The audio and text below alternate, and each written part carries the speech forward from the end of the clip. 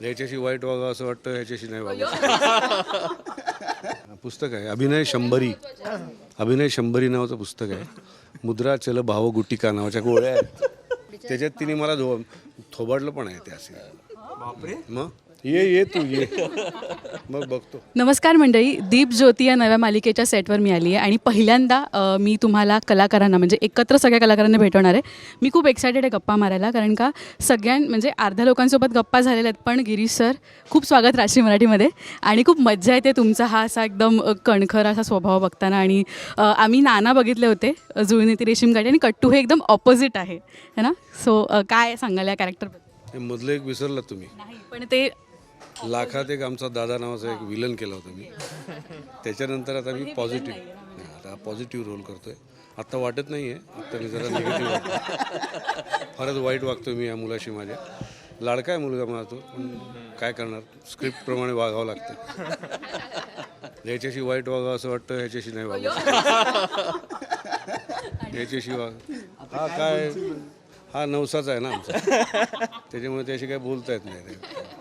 हो. पण बऱ्याचदा सिरियल्समध्ये आपण बघितलं की जी आत्या असते घरी ती कारस्थानी असते, पण ह्या सिरियलमध्ये आत्या आहे सगळी कारस्थानं तीच करते. सर आपल्या सिरियलची स्टोरी चेंज नाही करायची सर.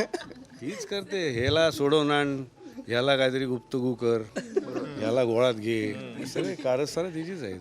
मला असं वाटतं आज गिरीश सर एकटेच हा इंटरव्ह्यू पुल आउट करणार आहेत ना. आणि रोस्टिंग म्हणतो ना, जे आत्ता जेनझीचं आलं, पण हे खूप आधीपासून चालू आहे.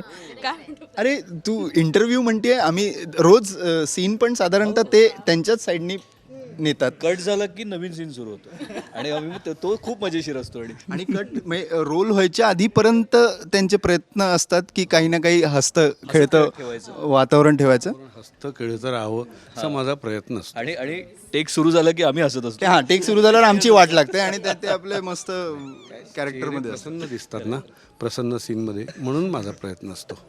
खूप त्यासाठी मला वर्क करायला लागतं. सर हे जे वर्किंग आहे आणि ते तुमच्या मलमबद्दल काय म्हणणं आहे सर? अभिनयाचं मलम ते लावायला लागतं रोज मला. त्याच्याबद्दल तुला एक वेगळा इंटरव्ह्यू करावा लागेल. ते खरंच ते मलम अभिनय पुस्तक आहे. अभिनय शंभरी नावाचं पुस्तक आहे. मुद्रा चल भाव गुटिका नावाच्या गोळ्या आहेत आणि अभिनयाचं मलम आहे. तिन्ही गोष्टी बाजारात आहेत. त्याच्याच भरोश्यावर मी आहे आत्ता. आणि त्यासाठी तुला एक वेगळा सेगमेंट करावा लागेल. ह्या सगळ्या गोष्टी खऱ्या पण औषध आहे. हे असं सगळं सुरू असतं. पण सर, मालिकेत आम्ही ह्याच्याशी तुमची ठशन बघतो, पण आता खरंच ऑफ कॅमेरा मला सांगा की प्रत्येकाबद्दल की एक क्वालिटी असते ना, की एक वाईब मॅच होते. या सेटवर सगळ्यांसोबत कशी वाईब मॅच झाली? छान, मस्त मुलं आहे ती सगळी माझी. कर्तृत्ववान. ह्याचं कर्तृत्व वेगळ्या क्षेत्रात आहे, सिरियलमधलं म्हणतोय मी. ह्याचं कर्तृत्व चांगलं आहे. ह्याचं कर्तृत्व कॉलेजमध्ये आहे. हिचं कर्तृत्व मध्ये ती जागा काढत असते बारीक सारीक, आणि म्हटलं की म्हणते मग हेच आहे माझं वगैरे, असं काय काय मला असं गप्प बसावं लागतं तिच्याशी. अजून माझं ते बघ, तिथून मला दम देते. चांगलं बोला. तिने इंटरव्ह्यू सुरू व्हायच्या आधी सांगितलं होतं की प्लीज माझ्याबद्दल चांगलं बोला. खरं नेमकं झालंय काय, ती आहे लाडकी माझी, पण ते अजून यायची आहे ना घरात, आणि ती ह्याच्याशी पंगा घेऊन बसली. असं काहीतरी गडबड झाली आहे. पण ती पोरगी चांगली आहे, गुणाची आहे पोरगी. तिच्या आधीची सिरियल मी बघितले, एक संगम पण केला होता आमच्या सिरियलमध्ये त्यांचा.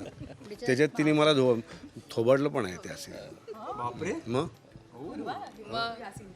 ह्या सीनबद्दल सांग. मनाची तयारी म्हणजे तेव्हा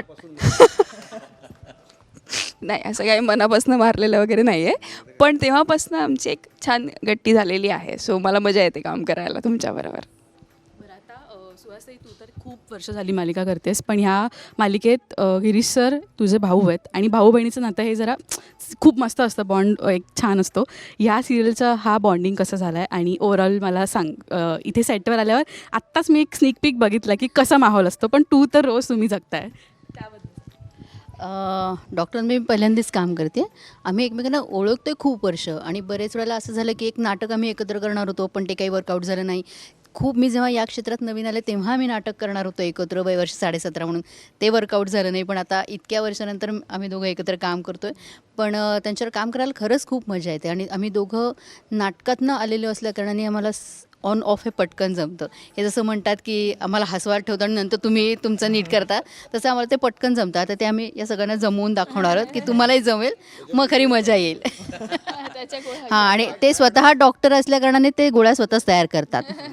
हां, स्विच ऑफ गोळी. हां, गोळीचं नाव काय sir? Switch off. Switch off switch on नावाची गोळी आहे. स्विच ऑन होतोच ना आपण. अच्छा, स्विच ऑन. स्विच ऑफ करण्यासाठी गोळी पाहिजे. स्विच ऑन तर काय होतोच आपण. किती वेळा साधारण घ्यायची आणि काय? आता डोस त्याचा ठरवायला लागतो कितपत तुमचं काय आहे, सीन किती आहेत? सीन किती आहेत, कसं किती वेळा तुम्ही होताय, त्या प्रमाणात ते सगळं बघायला लागतं, जरा तपासायला लागतं, नाडी तपासायला लागते.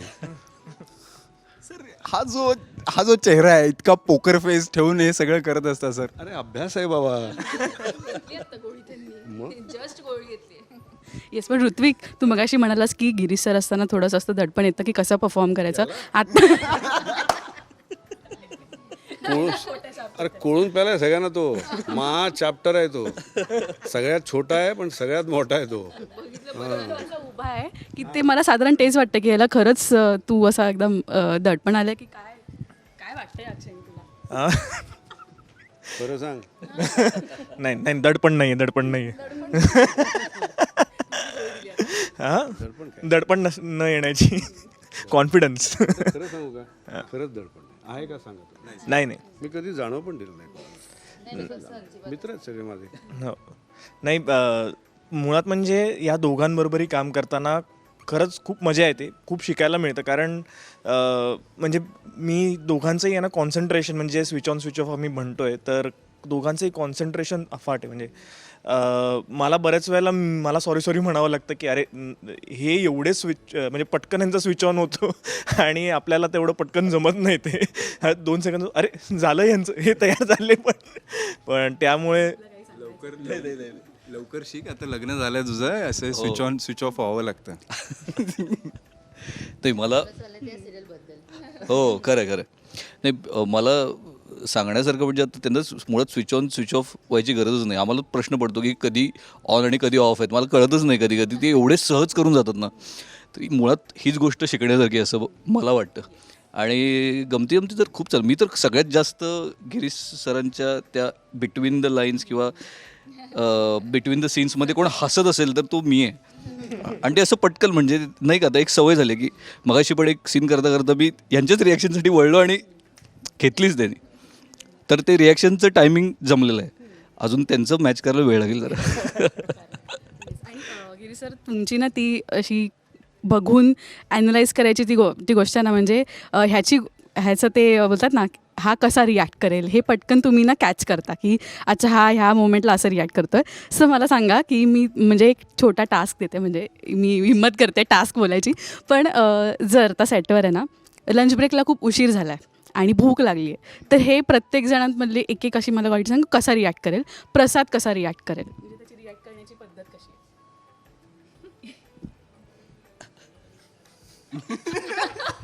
खरं सांग. मी ही सिच्युएशन सांगितली, त्याच्या व्यतिरिक्त काय तुम्हाला जर आठवत असेल? काही म्हणजे मी नाही तू काय सांगू देत नाही ते.